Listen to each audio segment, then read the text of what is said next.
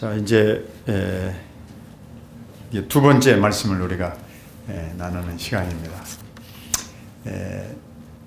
예수 그리스도를 알고 그를 믿고 그를 알아가는 데 있어서 자라가자. 그래서 내용이 너무 복잡하니까 줄여서 주 안에서 자라가자, 이런 말씀을 짧은 사경의 시간을 통해서 여러분과 함께 집중적으로 지금 생각해 보려고 하는 것입니다. 자, 왜 우리에게 믿음이 주어진 뒤에도 시련이 있고 또 좌절이 있고 또 절망이 있는가? 예수님을 잘 믿어 나가는 삶에도 왜 소용돌이와 같은 그런 엄청난 불행도 있고 재난도 있고 위기가 닥쳐오는가? 여러분과 제가 살고 있는 이 세상이 사실은 불완전하기 때문입니다.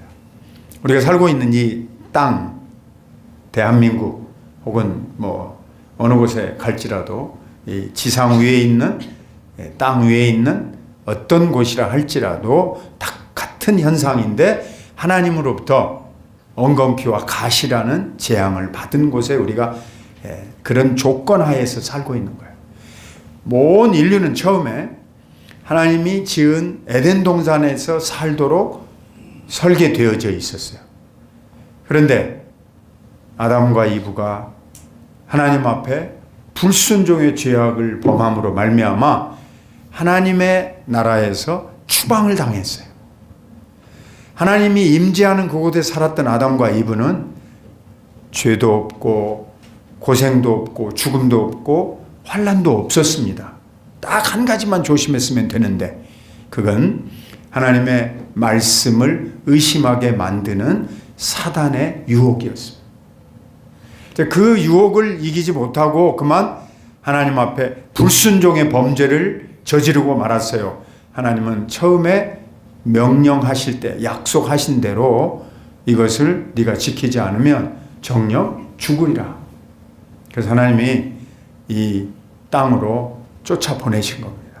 그래서 엉겅퀴와 가시가 있는 세상에 우리가 살고 있고 그 말은 곧 불편하고 부자연스럽고 이곳에는 온갖 악이 함께 선과 경쟁하면서 뒤섞여 산다고 하는 그런 조건을 만들어 놓은 거예요. 우리는 할 수 없이 이런 조건 속에서 하나님의 명령에 따라서 흙으로 돌아가야 되고 우리의 인생이라고 하는 것은 내일 일을 모른 채 캄캄하게 앞길을 갈 수밖에 없게 되어 있어요. 때로는 우리에게 엄청난 불행도 다가오죠. 예를 들면 저하고 같이 유학 가서 공부하고 있던 우리 동료 목사님 한 분은 눈길에 고속도로를 운전하고 가고 있었어요. 시카고에 선생님이 오셨다는, 한국에서 신학대학원 교수님이 오셨다고는 소식을 듣고 저 한번 오랜만에 뵙고 인사하러 가려고 하다가 그 앞에 큰 트럭이요, 눈이 많이 왔는데 치우지를 못한 채 그 바퀴에서 이렇게 눈이 흩날렸어요. 그리고 유리창 앞이 안 보인 거죠. 엄청나게 눈이 많이 왔는데 이 고속도로 주변에 서 있는 표지판이 눈에 쌓여가지고 눈에 맞아가지고 어디서 이렇게 밖으로 나가는지 어디서 길이 합류하는지도 모를 정도로 눈이 많이 왔다고, 시카고에. 그 바람에 차가 미끄러져가지고 그 차 안에서 죽었어요. 목사였고 좋은 신학자 후보였어도 한 치 앞을 내다보지 못하고 인생은 그와 같이 되는 겁니다. 이유는 하나님이 악하시거나 하나님이 죽었기 때문이 아니에요.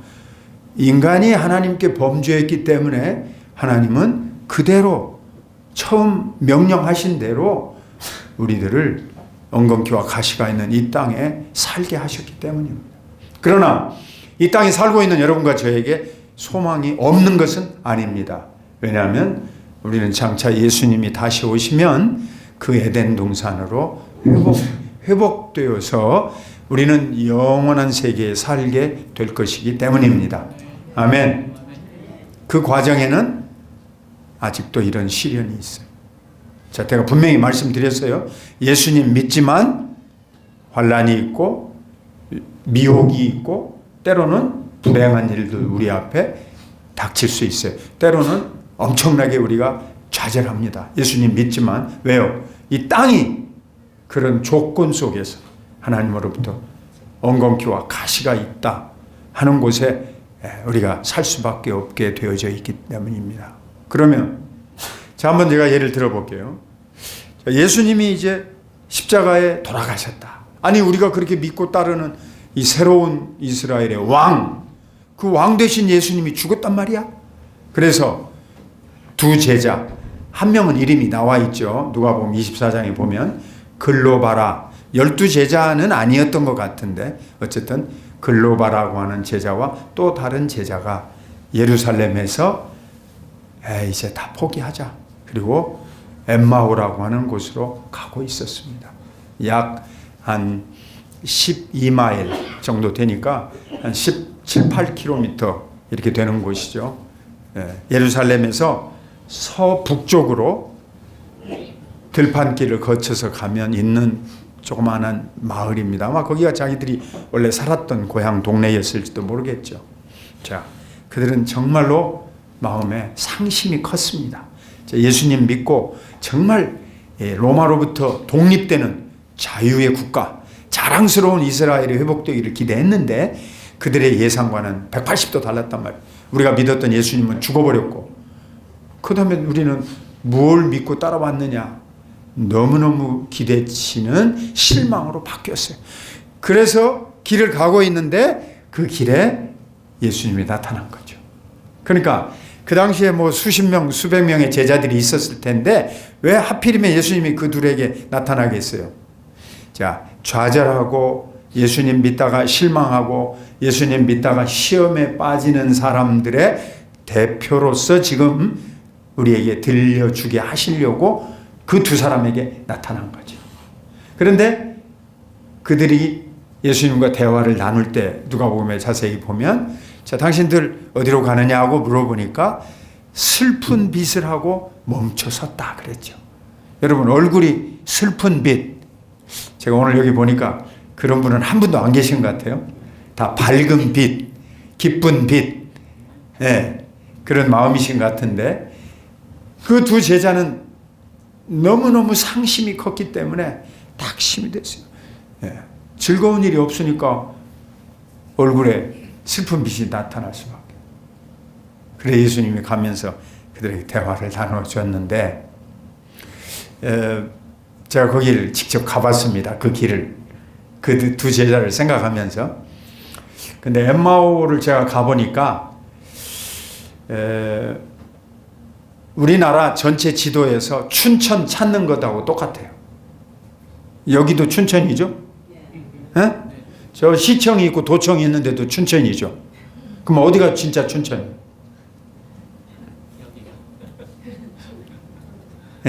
엠마오에 가니까 5군데가 있어요. 이쪽 저쪽 각자 다 로마 카톨릭에서 예배당을 지어놓고 여기가 엠마오 본점이다.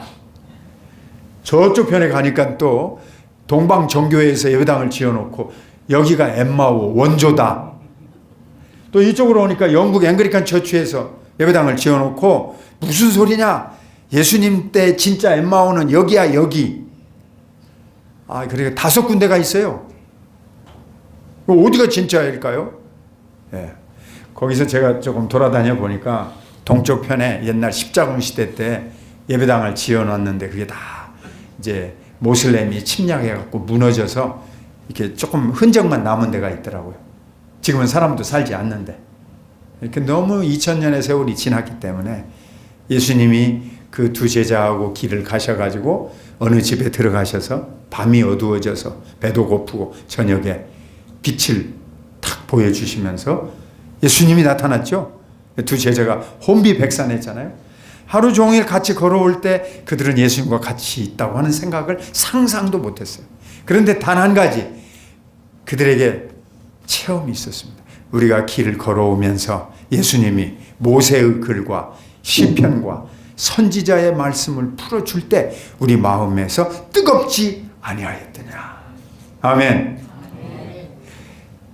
제가 무슨 말씀을 드리려고 하냐면 낙심하고 좌절하고 믿음의 생활에서 큰 위기를 맞았다 그 말이에요. 이제 그만 믿어야지. 교회 그만 다녀야지. 뭐 내 마음대로 되는 일도 없고 또 하는 일도 보니까 내 마음에도 안 맞고 그러고 보니까 별로 소망이 없어 보여. 내 인간적인 계산으로는 틀렸어 하고 우리가 돌이키는 모습의 한 대표적인 인물이란 말이죠. 그런데 예수님은 그들에게 나타나셔서 말씀으로 가르치시고 말씀으로 격려하시고 하나님의 말씀으로 그 아픈 상처를 치유해 주셨습니다. 그 다음에 어떻게 됐어요? 이게 중요한 거예요. 자, 예루살렘에서 하루 종일 걸어서 엠마오까지 갔습니다. 그리고 밤에 도착해서 저녁 먹을 때 예수님 죽었는 줄 알았는데 부활하시고 우리 앞에 나타나셨네 하는 순간 예수님은 사라졌어요. 초월하신 예수님의 모습, 신성의 예수님을 보여줬기 때문이죠. 그 다음에 이 두 제자들은 어떻게 했는지 아십니까? 그 저녁밥을 먹을 수 있었겠어요? 못 먹었겠어요? 한번 생각해 보세요. 돌아가신 여러분의 부모님이 산에다가 다 묻고 집에 왔는데 저녁 먹으려고 하는데 3일 만에 나타나서 밥상 앞에 앉아 계시다 그러면 밥이 목구멍에 넘어가겠어요? 안 넘어가겠어요? 배고픈 건 다 때리치우고 아까 슬픈 얼굴도 다 잊어버리고 성경에 보면 즉시 일어나 이렇게 돼 있어요. 다시 밤길을 달려갑니다. 왜요? 예수 부활하셨다. 예수님은 살아나셨다. 참말이다. 그리고 이 두 제자가 다시 달려가는 것입니다. 여러분 이것이 바로 말씀을 통하여 예수님을 만나게 될 때 갖게 되는 체험이에요. 그러니까 일시적으로는 슬픔이 있고 일시적으로는 좌절이 있고 일시적으로는 우리에게 실패가 있어요. 왜냐하면 우리가 잘못 판단하는 사람들이니까. 그 이유는 우리는 에덴 동산에 살지 않고 엉겅퀴와 가시가 있는 이 하나님으로부터 저주를 받은 세상에 살고 있기 때문이에요. 그러니까 우리에게 소용돌이가 있고 문제가 있고 좌절이 있어요.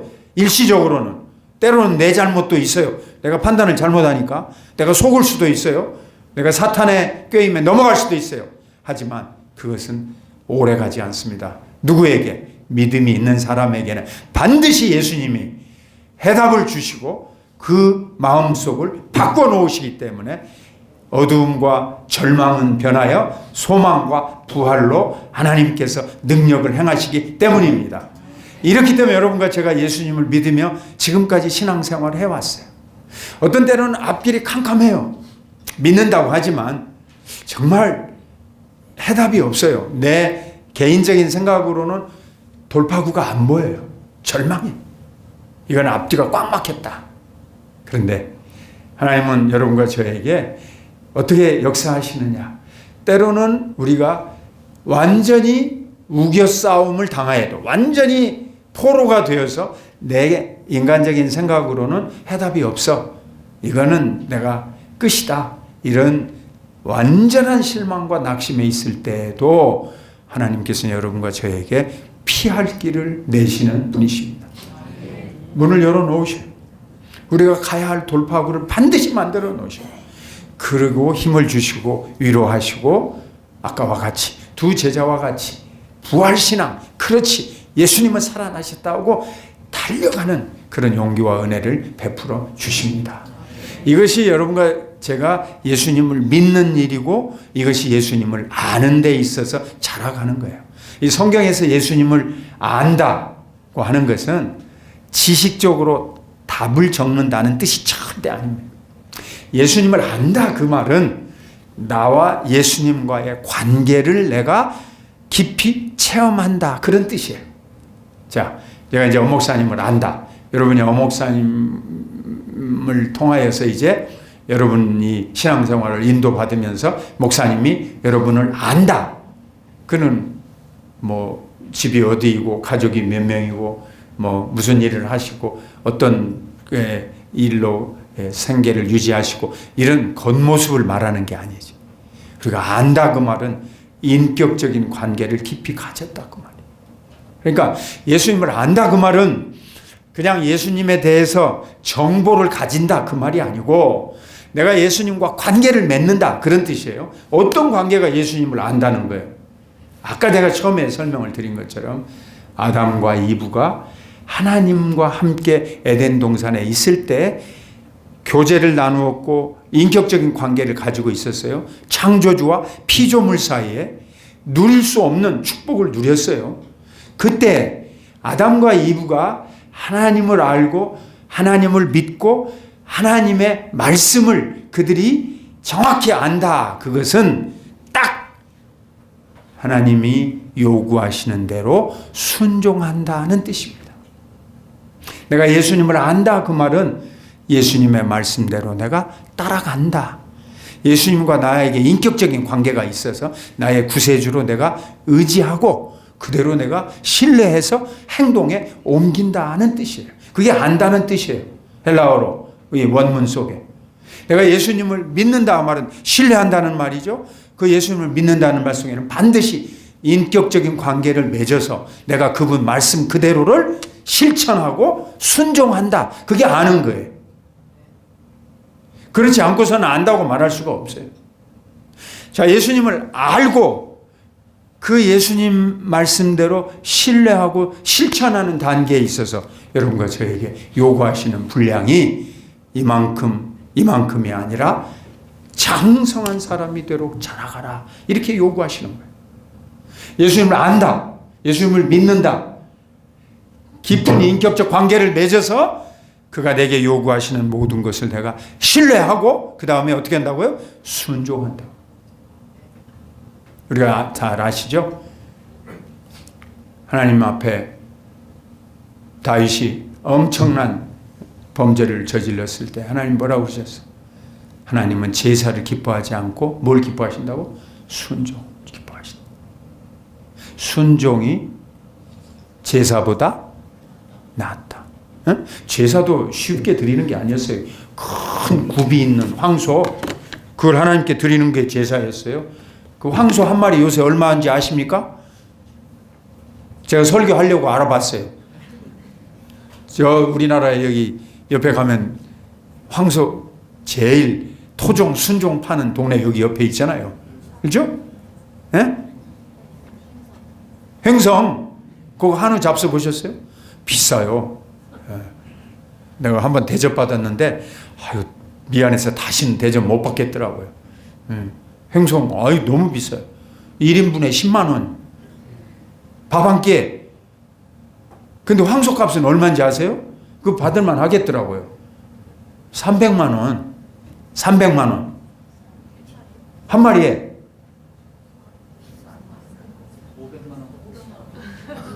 아, 저는 좀 싼 거. 여러분 500만 원 그래. 예. 이제 누구 호주에서 자녀들 산다고 그러는데 호주는 황소값이 훨씬 쌉니다. 아주 싸요. 우리나라 너무 비싸요.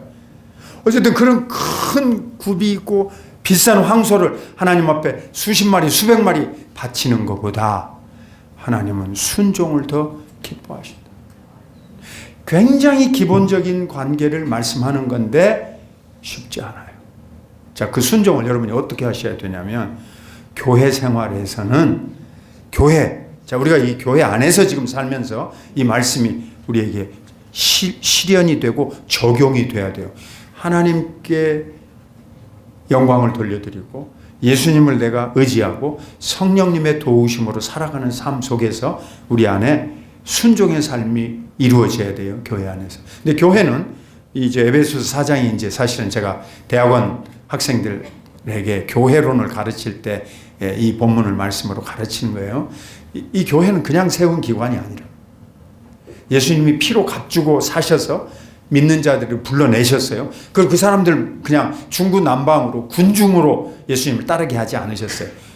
사도와 선지자와 복음 전하는 자와 목사와 교사로 세우셨다. 에베소서 4장 11절에. 그러니까 교회는 근본적으로는 하나님이 불러낸 회중들인데 무질서하게 중구난방으로 모여있는 그런 다수의 군중이 아닙니다. 교회는 직분자를 세우시고 그 직분자에게 임무를 부여하시고 그들로 하여금 양떼들을 이끌고 치리하며 나아가게 하셨어요.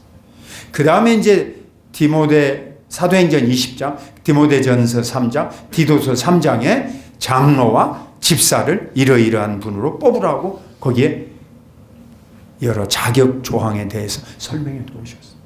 그러니까 교회는 아무렇게나 사람들이 마음대로 할 수 있는 것이 아니고 하나님께 순종하는 성도들을 목사, 장로, 집사, 이 직분자를 통하여서 우리를 이끌어가게 하는 데에 따라서 보호도 받으며 인도도 받으며 지도함을 받으며 나아가도록 되어져 있어요. 자, 아까 말씀드렸죠. 왜 우리가 완전한 교회를 찾을 수 없는가? 우리가 살고 있는 이 세상이 엉겅퀴와 가시가 있기 때문에. 왜 완전한 목회자를 만날 수 없는가? 어쩔 수 없어요. 여기에 태어나는 인간 모두가 다 원죄로부터 감염이 되어져 있고 부족해요. 그러니까 완벽한 교회도 없고 이 지상에 완전한 목회자도 없고 완전한 교회 제도도 없는 게 사실이에요. 불순종해서 하나님이 저주받은 세상에도 이걸 만들어 놨으니까. 그러니까 어떤 사람이 영국의 유명한 설교자였던 마틴 로이드 존스 박사님이 찾아가서 물었다고 그러잖아요. 영국 런던에 어마어마하게 유명한 교회의 훌륭한 설교자였어요. 로이드 존스 박사님, 제가 이 런던에서 교회를 다녀보니까 전부 다 문제가 있고 전부 다 복잡하고 그래서 다닐 만한 교회가 없습니다. 도대체 좋은 교회 있으면 하나 좀 추천해 주십시오. 그러니까 로이드 존스 박사님 뭐라고 대답한지 아세요? 그런 교회를 자네가 찾으면 나한테도 좀 알려주게. 두 번째, 그런 교회를 찾으면 자네는 절대로 그 교회에 등록하지 말게. 왜냐하면 자네가 문제거리니까. 없어요. 지상의 교회는 나도 문제이고 너도 문제이고 다 우리가 다 문제 덩어리들이 모여있는 불완전한 공동체예요. 근데 이 공동체를 아까 말씀드린 대로 불완전한 지도자들을 세우셨지만 그들을 통하여 성령님의 인도하심 가운데 묶어놓으셨어요. 할 수 없어요. 여러분 것이 내가 불안하기 때문에 내가 부족하기 때문에 나의 부족함을 인도함 받도록 여기서 가르치는 겁니다. 그러니까 순종을 다른 말로 이해하지 마시고 교회에 순종해야 돼요. 자, 마태복음 18장에 가서 보면 예수님께서 이렇게 하라고 말씀하세요. 예수님은 교회라는 말을 딱 생애에 2번 사용하셨어요. 하나는 마태복음 16장에서 베드로의 신앙 고백을 받으시고 주는 그리스도시요 살아계신 하나님의 아들입니다. 그러니까 예수님이 바요나 시몬아 이건 네가 안 것이 아니고 내게 알게 하신 이가 복되도다. 그러면서 내가 이 반석 위에 너는 베드로라 페트로스 반석이라며 헬란말로 내 교회를 세우리니 음부의 권세가 이기지 못하리라. 처음 말씀하신 거예요. 교회는 믿음이라고 하는 공동체이고 이 반석 위에 내 교회를 세우겠다. 믿음의 반석 위에 믿음의 공동체 그리고 음부의 권세가 이기지 못합니다. 불완전하지만 교회는 영원토록 승리할 것입니다. 교회는 이 세상의 온갖 정치적인 환란과 풍파 속에서 짓눌림을 받았고 핍박을 받았지만 무너지지 않았어요. 공산당이 와도 교회는 무너지지 않아요. 이제 북한에 지금 공산당이 오랫동안 지배해서 교회가 겉으로는 안 보입니다. 그런데 예수님 믿는 신자가 있을까요? 없을까요? 있죠. 그걸 보고 우리는 뭐라고 부르냐면 보이지 않는 교회가 있다. 그렇게 믿어요. 보이지 않는 교회. 교회는 무너지지 않습니다.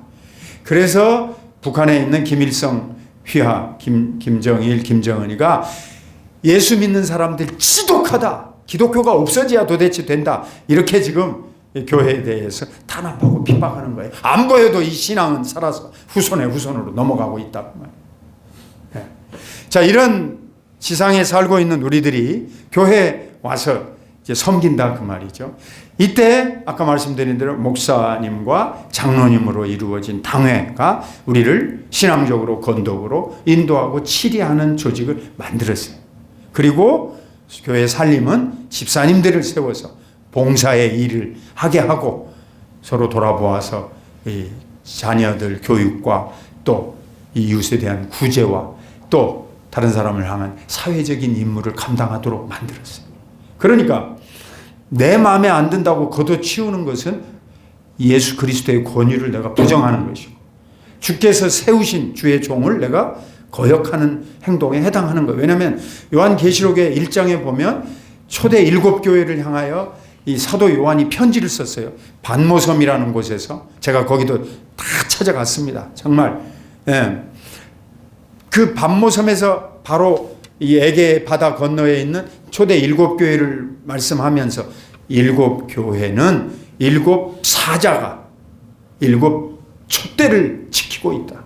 하나님께서 성령으로 말미암아 각 교회마다 세우신 주의 종들을 통하여서 말씀으로 인도해 가고 있다 그 말이죠. 그러니까 그 마지막 요한계시록에 나와 있는 교회의 모습을 보면 우리가 교회 생활을 어떻게 해야 되는가에 대한 교훈과 지침이 담겨져 있다 그 말이죠. 다시 말하면 여러분과 제가 교회 생활을 하면서 특별히 예수 그리스도를 믿는 일과 아는 일에 자라가야 되는데 그것은 내 마음대로 하는 건 아니에요. 내 마음대로 내 뜻대로 내 판단을 주장해서가 아니고 하나님 뜻대로 내가 내 의지를 꺾어서 순종하며 나아가는 것을 의미하는 것입니다. 이게 결코 쉽지 않아요. 자, 그 비결이 여기 뒤에 나오는데 15절입니다. 15절 16절. 오직 사랑 안에서 참된 것을 하여 범사에 그에게까지 자랄지라. 그는 머리니 곧 그리스도라. 여기에 오직 사랑 안에서. 교회의 모든 일에 우리가 순종하며 참여하며 봉사할 때 여러분과 제가 성장하는 장성한 그릇이 되는 가장 중요한 본질이 바로 이것입니다. 여러분과 제가 사랑 안에서 자라가야 돼요. 자, 그 다음 16절 또 똑같은 말씀이 끝자락에 나오는데 그 몸을 자라게 하며 그 다음에 사랑 안에서 세운다. 교회 공동체는 예수 그리스도의 사랑을 받은 성도들이 함께 모여 있는 것이에요. 우리는 사랑받는 자입니다. 먼저. 왜요? 요한 1세 하나님은 사랑이시라. 그런데 우리가 하나님을 사랑한 것이 아니고 그가 먼저 우리를 사랑하셨어요. 아멘? 예, 먼저 사랑하셨어요. 그러니까 우리가 사랑을 받았어요. 이 아가페라는 단어인데요. 여기에 세상 땅 위에는 이런 사랑은 없습니다.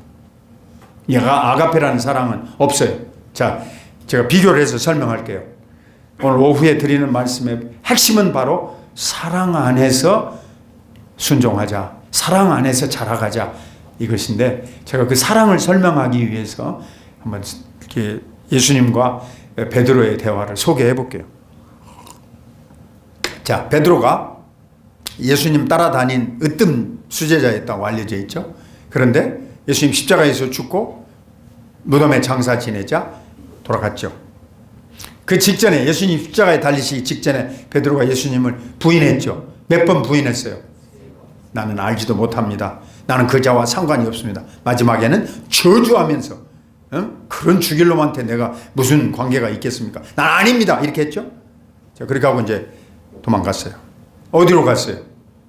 갈릴리로 갔습니다. 그게 자기 고향이고 자기 호구지 생계를 유지했어요. 갈릴리. 제가 갈릴리에 토탈 5번 방문했습니다. 목사님 가셨어요? 예. 네. 그럼 좀 대화가 통하네. 예. 제가 우리 성도들 혹은 신학대학원 학생들 이렇게 인도해서 여러 번 갔는데 이제 성지순례를 마치고 돌아올 때 여러분이 방문한 성지 가운데 어느 곳이 가장 인상적이냐 이렇게 물어봐요. 그러면 거의 매번 매 방문팀들이 1번으로 꼽는 곳이 갈릴리예요. 갈릴리 호수는 그렇게 평화롭고 목가적이고 그림 같아요. 산세도 악하지 않아요. 아무것도 없어요. 그냥 이렇게 약한 군흥이고 호수는 엄청나게 큽니다. 그 주변으로는 전부 여러 농작물을 재배하고 있는 밭들이에요. 그러니까 거기 가보면 참 마음이 평안해지는데 베드로는 거기서 고기를 잡아서 생계를 유지해서 굉장히 큰 호수이기 때문에 거기 그 갈릴리 호수에서 나오는 고기 여러분 졸지 마시라고 제가 조금 지금 얘기를 지금 더 하고 있습니다. 손바닥만한데 대표적인 고기가요. 요 정도. 요거 이름이 아예 피터스 피시라 이름을 붙였어요. 베드로 고기라고. 하도 성경을 통해서 세계적으로 유명하니까. 그리고 베드로 식당이 있습니다. 베드로 식당. 그래서 제가 이제 5번째 갈 때에는 이제 제가 인솔자였기 때문에 그 출발할 때 제가 약속을 했어요. 제가 베드로 식당에 가서 한턱을 내겠다.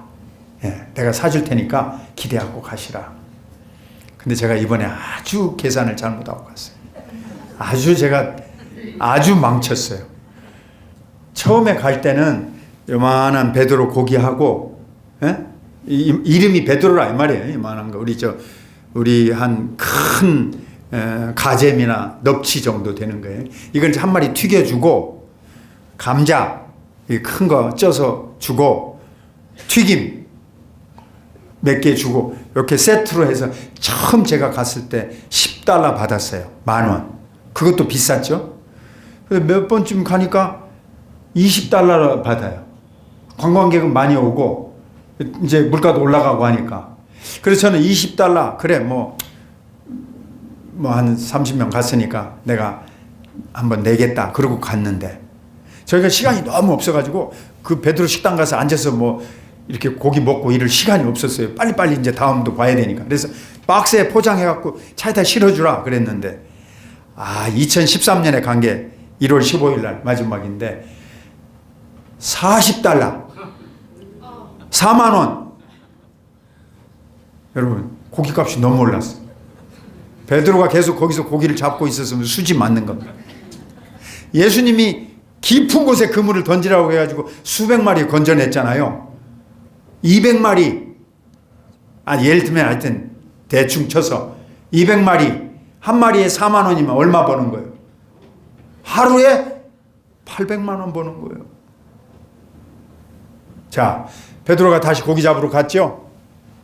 예수님이 부활 후에 그 갈릴리 호수 근처에 다시 나타나. 베드로 붙잡고 아무것도 묻지 않고 숯불로 떡을 구워서 주시고 먹게 하신 다음에 그 다음에 예수님이 물어봅니다. 베드로에게 3번 물어봐요. 베드로야, 네가 나를 사랑하느냐? 그때 예수님이 어떻게 물어본지 아세요? 네가 나를 아가페의 사랑으로 사랑하느냐?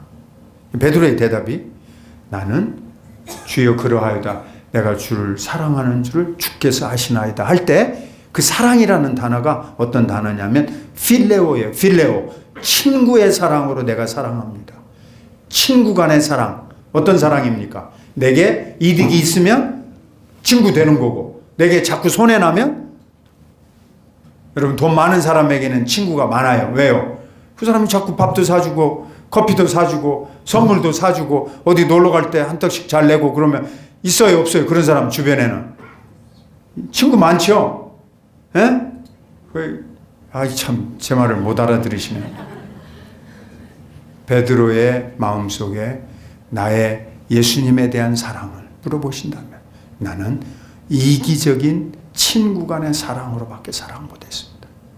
다시 2번째 예수님 물어봐요. 베드로야, 네가 나를 사랑하느냐? 그때 쓴 단어가 아가페. 아가페라는 건 하나님의 사랑을 뜻하는 성경에 나오는 유일한 단어예요.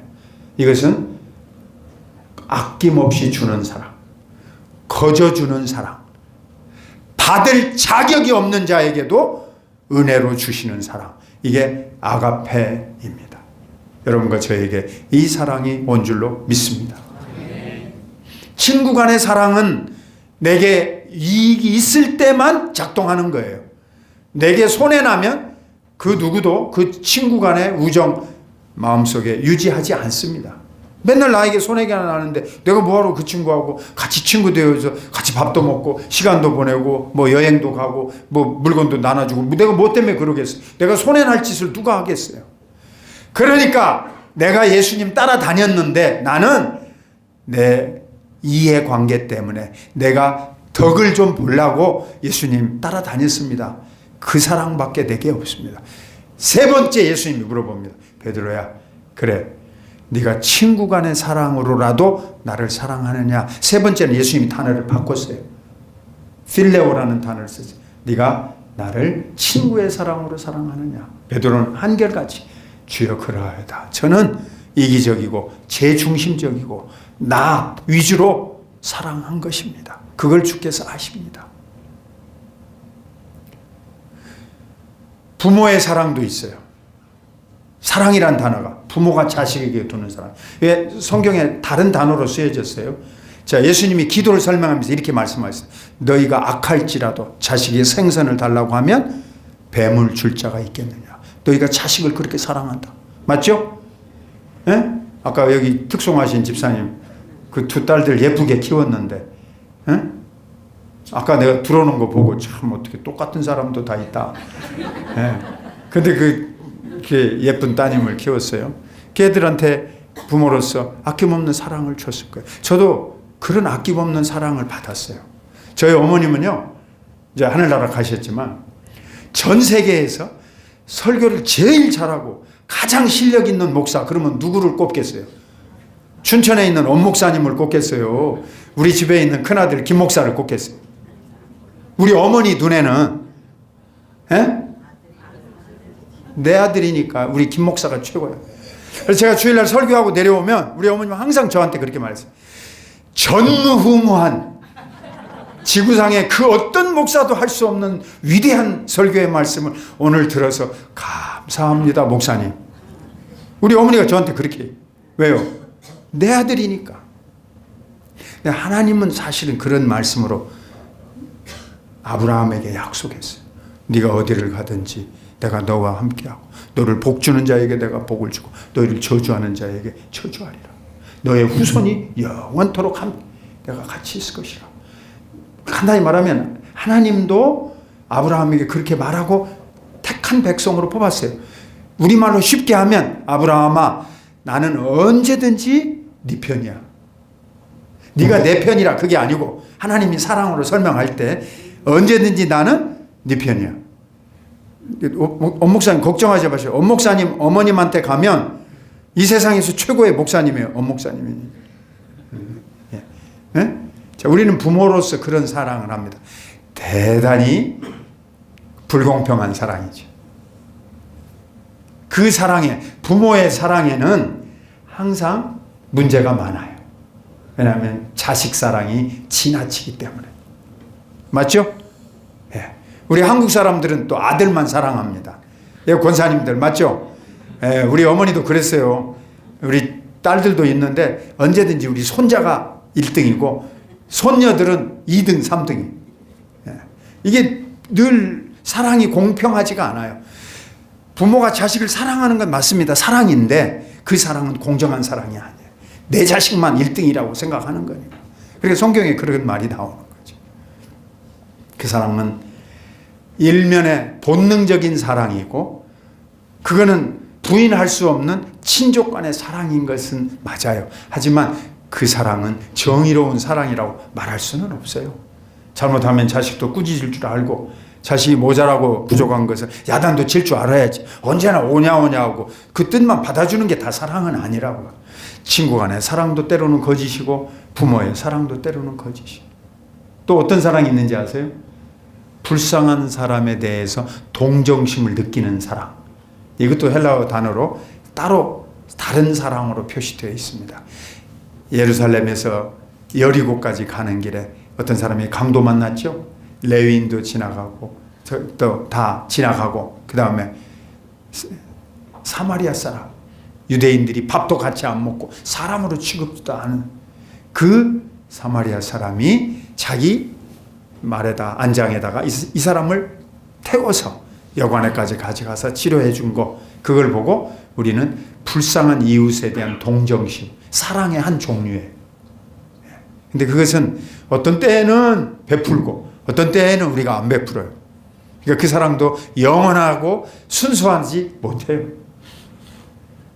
다섯 번째로 육체적인 사랑이 있습니다. 다 잘 아시는 거. 에로스, 쾌락, 말초적인 쾌락의 사랑이에요. 근데 그 네 가지는 다 가짜이고 처음 말한 것만 진짜 사랑이에요. 뭐죠? 아가페, 하나님의 사랑.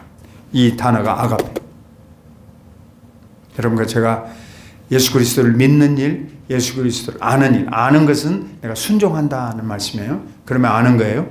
그것이 자라가고 성장하려면 다른 비결이 없어요. 이것이 사랑으로 역사돼요. 사랑으로 작동이 돼야 돼요. 대단히 안타까운 일은 우리 한국 교회 안에 바로 이 사랑이 고갈되고 있다는 거예요.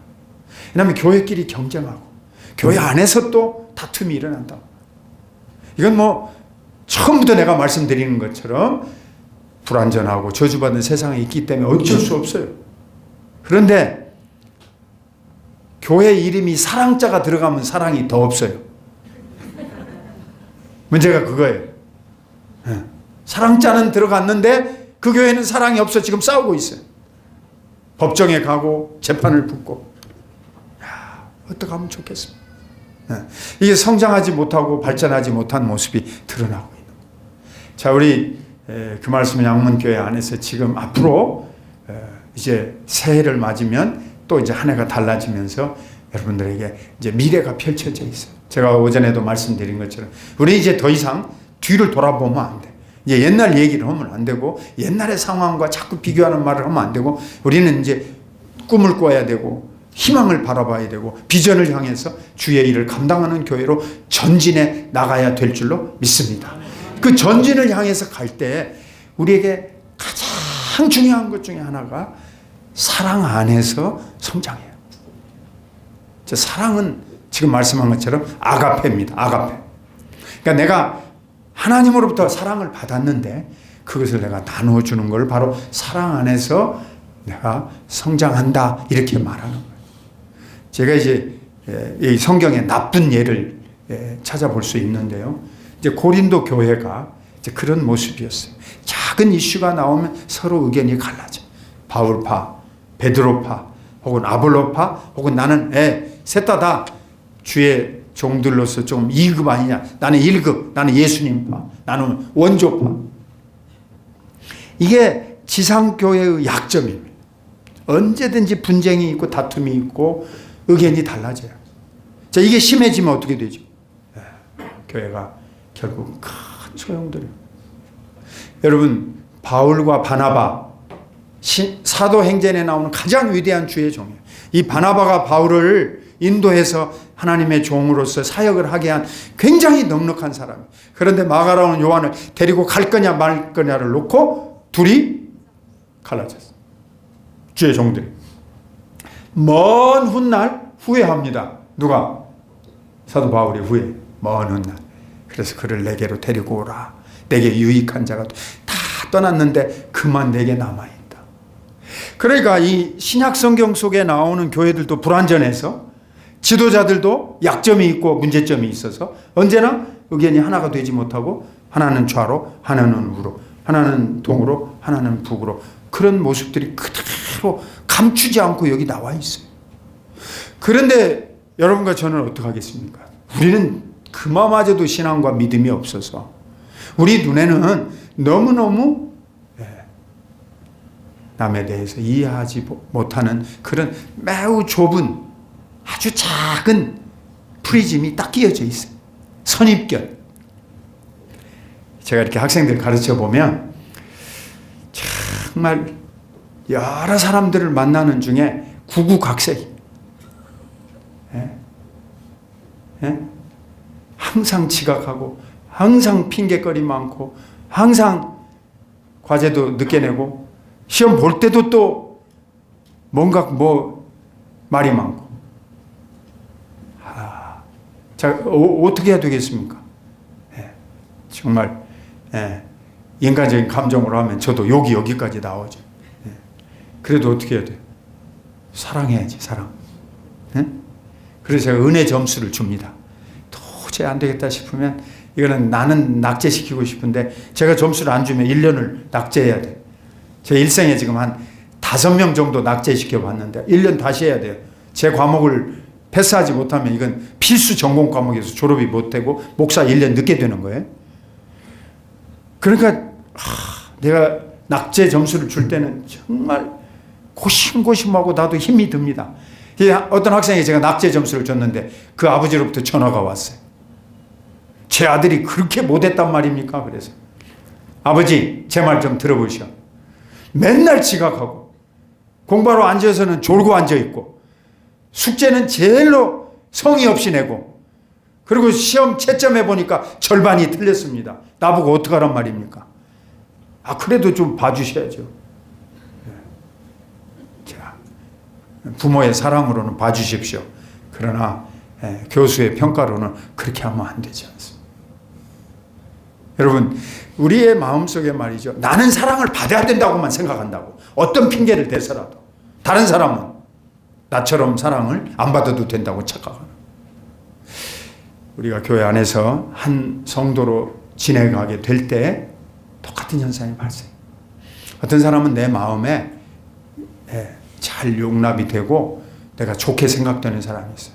주어도 내가 보기 싫지 않은 사람, 아깝지 않은 사람이 있고 어떤 사람은 내가 받아도 신경질 나는 사람. 어떻게 해야 되겠어요? 사랑의 은혜를 구하시기 바랍니다. 방법은 이거예요. 성령님이시여 내 안에 그를 향한 사랑의 마음을 주시옵소서. 제가 절대 쉽다고 하는 거 아니에요. 저도 힘들어요. 때로는 우리 가족끼리도 힘들어요. 부부끼리도 힘들고 형제 자매끼리도 힘들어요. 이 사랑을 준다는 것이. 어떤 오해가 끼고 어떤 문제가 발생하면요. 우리는 굉장히 오랜 기간 동안 그 일로 인해서 마음에 큰 상처를 받고 고통을 받습니다. 그런데 어쨌든 우리가 이제 한 교회로 모였으니까 주님, 제가 날마다 오늘 교회에서 보는 우리 이웃 성도들 사랑의 눈으로 보게 하시고 사랑을 제가 줄 수 있게 주시옵소서. 이것이 예수 그리스도를 믿고 아는 일에 자라가는 성도의 모습입니다. 사랑을 받는 것이 아니라 사랑을 나눌 수 있는 사람이 되는 것. 제가 아주 쉽게 설명해 볼게요. 제가 어떤 서울의 큰 교회 여전도에 가서 설교를 하고 이제 같이 이렇게 식사를 하게 됐어요. 예. 이게 이제 굉장히 큰 교회였어요. 하여튼 뭐 몇만 명 모이는 교회. 여전도에 이제 예배를 인도하고. 그래 이제 밥을 서로 나누는 시간에 이제 한쪽에서 밥 떠주고 순서대로 국 떠주고 이렇게 쭉 가는데 맨 마지막에 가니까 달걀을 하나씩 잘 이렇게 해가지고 이렇게 그 달걀 프라이를 하나씩 나눠주더라고요. 그런데 이제 그때쯤 가면 다른 것도 많이 풍성해져서 제 그릇에 음식이 꽤 많았어요. 그래서 야, 이것까지 주면 이거 오늘 배가 터지겠습니다. 근데 달걀도 받아가야지. 그래. 참 나눠주시는 분도 용모도 예쁘시고 고우시고 참 수고 많이 하십니다. 그때 그분이 저보고 뭐라고 하냐면 목사님, 제가 저기서 여기까지 달걀 당번 되기까지 5년 걸렸습니다. 이 여전도에서 치맛바람이 어떻게 세든지 달걀 당번 되기까지 저 설거지 당번, 저 문에서 그릇 닦는 사람, 숟가락 젓가락 당번, 보이지 않는 데서 일해야 될 그 당번에서부터 시작해서 이 달걀 나눠주는 자리 오기까지 5년 걸렸단 말이에요. 뺏기려고 하겠어요? 여전도에서 같이 봉사를 하면서도 쉽지가 않아요. 내 자리 양보하고 새로 왔으니까 여기서 하셔. 나는 뒤에서 해도 돼. 성도님 이리 와봐. 이렇게 믿음 생활 시작하신 지 얼마 안 됐으니까 여기 목사님 잘 보이는 자리 여기 서서 손님들 대접하시고 여기 서 있어. 절대로 여러분과 제가 양보 못해요. 목사님들도 양보 못해요. 그래서 노회장, 총회장 될 때 그 사단이 나는 거. 이 사랑을 베푼다는 게 절대 쉽다는 거 아니에요. 여러분과 제가 예수님을 2번, 3번 못 받고 있는데 우리는 인지하지도 못한 채 쉽지 않아요. 제가 오늘 일부 예배 때는 말씀을 드렸는데 우리 한국 사람들의 정신 연령 수준이 그렇게 잘하고 발전하고 높지 못하다고 이미 평균이 나와 있어요.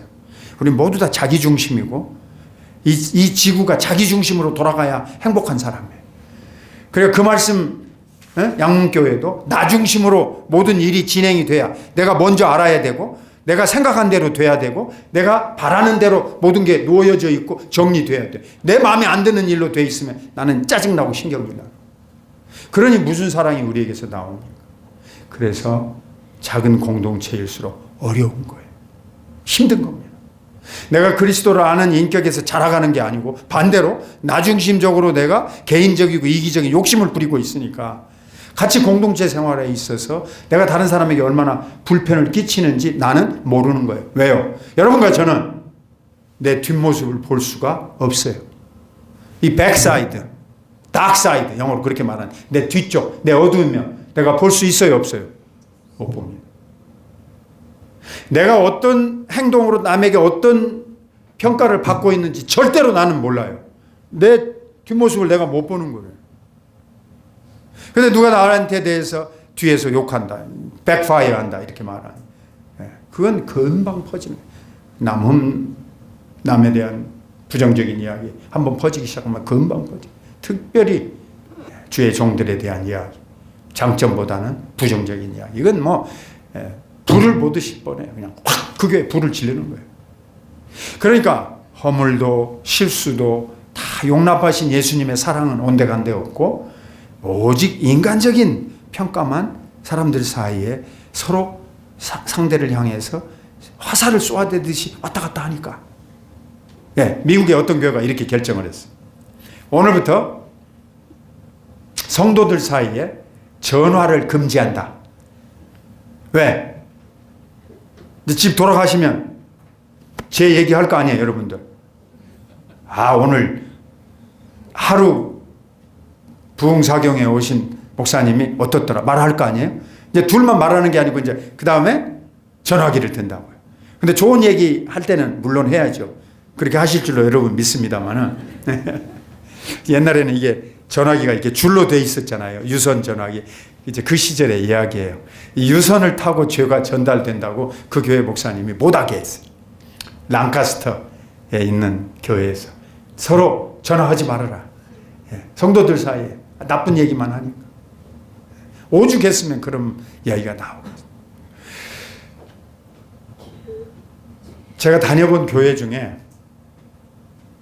미국 교회 이야기 한 토막인 한국 교회가 아닌데 정말 안타까운, 정말 사랑이 아닌 이야기를 하지 않을 수가. 그 교회 피아노가 아래에 있었어요, 원래. 그런데 이제 교회를 수리하고 보니까 피아노가 강대상하고 똑같은 높이로, 여기 높이로 올라와야 될 처지가 됐어요. 밑에가 들어가 있으니까 잘 안 들리니까. 근데 일부 성도들은 당연히 소리가 잘 안 들리니까 피아노를 높은 자리에 올려놓자 이렇게 주장을 했어요. 그래서 목사님도 그런가 보다 하고 이제 올려놨어요, 피아노를. 그러니까 설교하고 피아노하고 높이가 같아지니까 이제 그 주 예배를 마치고 나니까 또 일부 성도님들이 목사님한테 찾아가서 목사님 왜 피아노가 강대상 말씀하고 똑같이 올라갑니까? 내려와야 합니다. 그래서 그 다음 주는 내려왔어요. 그러니까 그 전주일 날 올려놓자는 사람들이 또 목사님한테 찾아가. 목사님 피아노 안 들리잖아요, 내려놓으니까. 자, 어떻게 됐겠어요? 올려놓자는 파하고 내려놓자는 파하고 싸우게 돼요. 그래서 교회가 갈라졌어요. 바로 길 건너편에다 세웠어요. 거기는 피아노 내려놓는 교회고 여기는 피아노 올려놓는 교회예요. 실제로 내가 가서 봤다니까, 그 교회를. 그러니까 아주 작은 규칙 하나를 가지고 양보 못하는 거예요. 여러분, 이게 웃을 얘기가 아니에요. 이게 웃을 얘기가 아니에요. 우리 현실에 오는 얘기예요. 우리는 반드시 어느 한쪽을 좋아하고 어느 한쪽을 미워하고 싫어하게 돼 있어요. 아까 말씀드린 대로 우리는 죄의 영향을 받고 있다. 자, 어떻게 하시겠습니까? 우리가 하나된 교회를 이루가시기를 진심으로 소원합니다. 여러분의 마음속에 상대를 향해서 배려하고 이해하고 그리고 먼저 존중해 주는 생각이 있어야만 됩니다. 이것이 아가페의 사랑입니다. 근데 이것은 저절로 되는 게 아니에요. 이건 상식 가지고 하면 끝까지 싸우는 거예요. 이론 가지고 하면 갈라집니다. 그런데 은혜로 하면 하나님의 사랑이 그곳에 함께할 줄로 믿습니다. 참 저를 따라서 사랑은 허다한 죄를 없느니라. 제가 로마서를 쭉 읽으면서 가슴에 탁 꽂혔던 말씀 중에 하나가 그거예요. 특히 고린도전서 읽으면서 지식은 오만하게 하는, 지식은 많은 걸 아니까 자꾸 우쭐거리게 만들고 자랑하게, 그건 정보에 불과한데 착각을 해요. 진리인 줄 알고. 제가 책을 많이 읽고 공부를 많이 알고 무슨 이론과 사상을 많이 알면 제가 높은 사람인 줄 착각하게 만들어요. 이 잠언과 전도서가 가르치는 거 아니에요. 너는 오만하지 말라. 너는 높은 데 마음을 두지 말라. 반대로 사랑은 허다한 죄를 덮어주는 거. 다른 사람 실수한 거, 다른 사람이 내 눈에 걸리는 거, 내가 용납할 수 없는 거, 그거 덮어주는 게 사랑이란 말이에요. 목사님 사랑합니다. 돈으로 물질로가 아니에요. 혹이라도 내가 목사님에 대해서 마음에 불편한 감정이 있으면 내가 목사님 사랑합니다. 내가 덮어야 되겠다. 오늘 읽은 말씀의 핵심은 이겁니다. 목사든 장로든 집사든 권사든 온 성도들은 궁극적인 목표를 다 똑같이 딱 하나 가지고 있어요. 여러분과 저는 예수 그리스도를 닮아서 우리 모두가 다 충만한 데까지 성장하는 것입니다. 이게 교회의 궁극적인 목표예요. 그는 머리이신데 이 땅에 오셔서 우리에게 보여주셨기 때문에 여러분과 제가 다른 목표 필요 없어요. 우리 모두는 그 경주를 하고 있는 거예요. 예수님을 닮아서 예수님을 믿고 예수님을 알고 순종하고 그걸 사랑으로 실천하면서 예수님과 같이 되는 것. 이게 나이가 얼마든지 상관하지 않고 우리 모두가 가야 할 궁극적인 목표입니다. 믿으십니까? 예, 그거 달려가는 것이 우리의 꼴이에요. 그 말씀 양문교회를 이렇게 묶어주신 것은 그 일에 있어서 여러분들에게 진보가 있도록 성장하고 발전하도록 하시는 하나님의 오묘한 계획이 함께한 줄로 믿습니다. 그러므로 여러분 뒤를 돌아보지 말고 이제는 이 큰 비전을 가지고 예수 그리스도를 닮고 예수 그리스도를 믿고 예수님을 내가 알아가는 것, 순종해 가는 것, 여기까지 가도록 하기 위해서 내가 앞을 향하여 가자. 내가 뒤돌아보지 말고 성장하며 자라나며 발전하자. 귀한 종과 더불어서 이렇게 놀라운 성장과 축복이 함께 하시기를 예수님의 이름으로 축원합니다. 하나님 아버지 감사합니다. 저희들 모두에게 정말 불완전하고 부족하고 불충분한 요소들이 너무나 많이 있는 것을 고백합니다. 저희의 정말 인색함과 나약함과 간사함과 간교함을 용서하여 주시옵소서. 예수님이 피 흘리시고 우리를 그 죄 가운데 건져 주신 줄로 믿습니다. 그러므로 더 알고 더 순종하고 더 나아가기를 소원합니다. 아버지 하나님, 우리 연 목사님에게 큰 성령의 능력으로 충만케 해 주시옵소서. 부족한 우리 모두를 끌고 가기에 조금도 모자라지 않는 능력의 종으로, 말씀의 종으로 세워 주시옵소서. 또 우리 사모님에게 동역하도록 하셨사오니 함께 늘 사랑으로 충만케 돌보아 주옵소서. 그리고 그 자녀들에게도 같이 하여 주셔서 가정이 늘 평화롭게 주옵소서. 그 말씀 양문교회가 온 성도들 한 사람 한 사람 다 전진하고 진보하고 앞을 향하여 달려갈 수 있도록 새해 큰 은혜 베풀어 주시옵소서. 예수님의 거룩하신 이름으로 기도하옵나이다. 아멘.